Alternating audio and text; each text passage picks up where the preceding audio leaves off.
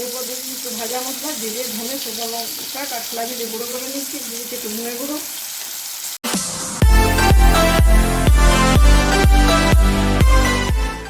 নমস্কার বন্ধুরা, আমার চ্যানেলে আপনাদের সবাইকে স্বাগত জানাচ্ছি। আজকে আরেকটি নিরামিষ রেসিপির সাথে। আমিষ রেসিপি সবসময় খেয়ে থাকেন, দেখুন মাঝে মাঝে নিরামিষ রান্না করে খাবেন, খেতে দুর্দান্ত লাগবে। অবশ্যই রান্নাটা ভালোভাবে করতে হবে, ভালোভাবে রান্না করলে যে কোনো খাবারই খেতে ভালো লাগে। আমি আজ আবার একটা বেগুনের রেসিপি নিয়ে এসেছি। অনেকে বেগুন খেতে পছন্দ করেন না, কিন্তু আমি কীভাবে বেগুনটা বানাচ্ছি দেখুন, দেখলে অবশ্যই আপনারা আঙুল চেটে খাবেন। বেগুনের আজকে আমি বানাবো একটা সবজি, সেই জন্য নিরামিষ, সেই জন্য বেগুনগুলো কেটে নিচ্ছি। আমি আড়াআড়ি কেটেছি, আপনারা লম্বালম্বি কাটতে পারেন। এবার বেগুনটাতে মাখিয়ে দিচ্ছি লবণ আর হলুদ। কী সবজি বানাচ্ছি তার নামটা আমি শেষে বলছি, এখন বলছি না। এই রান্নার জন্য নিয়েছি আমি এখানে 2 চামচ পোস্ত, 1 চামচ সাদা সর্ষে, 1 চামচ কালো সর্ষে, বড় সাইজের 2টো টমেটো কেটে নিচ্ছি স্লাইস করে, 4টে চেরা কাঁচা লঙ্কা আছে, ক্যাপসিকাম, আর এখানে নিচে নারকেল। আরও যে মশলাগুলো লাগবে সেগুলো অবশ্যই আমি দেখাবো রান্নার সময়। রান্নাটা অবশ্যই আমি সাদা তেলে করব। আপনারা চাইলে এখানে পেঁয়াজ রসুন ব্যবহার করতে পারেন। আমি যেহেতু নিরামিষ রান্না করছি, যেন পেঁয়াজ রসুনটা আমি এখানে ব্যবহার করছি না।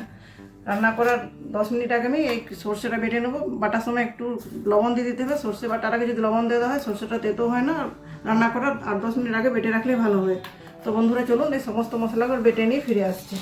দেখুন বন্ধুরা, আমি রান্নাটা শুরু করে দিচ্ছি। প্রথম থেকে শেষ পর্যন্ত ধৈর্য ধরে ভিডিওটি আপনারা অবশ্যই দেখবেন। রান্না শুরু করার জন্য প্রথমেই একটা ফ্রাইং প্যান বসিয়েছি, তাতে দেখছি পরিমাণ মতো সাদা তেল। তেলটা একটু আগে থেকে দিয়ে দিয়েছিলাম। তেলটা গরম হয়ে গেছে। গরম তেলে বেগুনের টুকরোগুলো দিয়ে খুব ভালো মতো উল্টে পাল্টে লাল লাল করে ভেজে নেবো।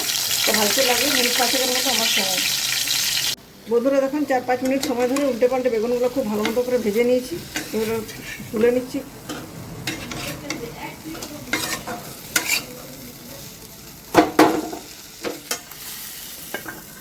বেগুন ভাজার পর আর একটু তেলও অবশিষ্ট নেই, আর একটু সাদা তেল অ্যাড করছি এখানে। আবার 2 চামচের মতো সাদা তেল দিয়ে দিচ্ছি।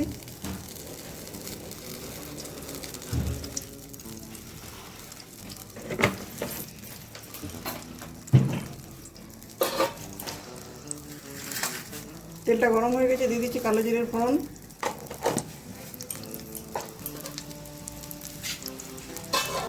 কালো জিরাটা খুব ভালো মতো ভাজা হয়ে গেছে। এরপর দিয়ে দিচ্ছি ক্যাপসিকাম। ক্যাপসিকামটা ভেজে নিচ্ছি 2 মিনিটের মতো।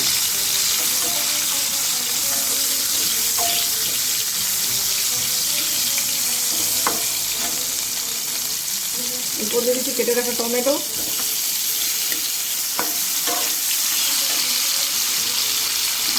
দিয়ে দিচ্ছি কিছুটা লবণ, যাতে তাড়াতাড়ি সিদ্ধ হয়ে যায় এবং ভাজা হয়ে যায়।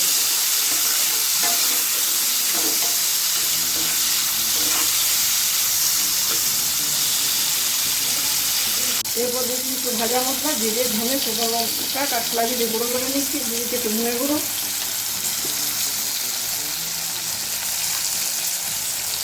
1 চামচ হলুদ গুঁড়ো, 1 চামচ লবণ।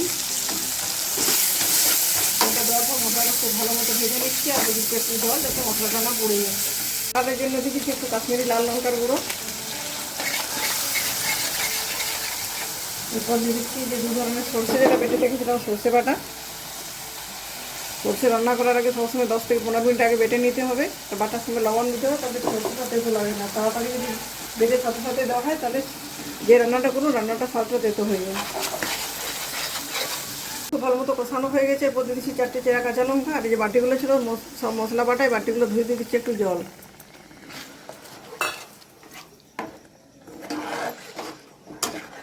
বন্ধুরা গ্রেভিটা খুব ভালো মতো ফুটে উঠেছে। মধ্যে দিয়ে দিচ্ছি ভেজে রাখা বেগুনের টুকরোগুলো। এগুলো দেওয়ার পর আরও 2 মিনিট লো টু মিডিয়াম হিটে রান্না করে নিচ্ছি।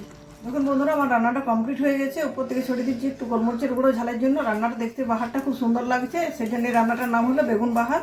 আর উপর থেকে আমি দিয়ে দিচ্ছি একটু চিলি সস আর একটু টমেটো সস, সেটা দিয়ে একটু গার্নিশিং করে দিচ্ছি।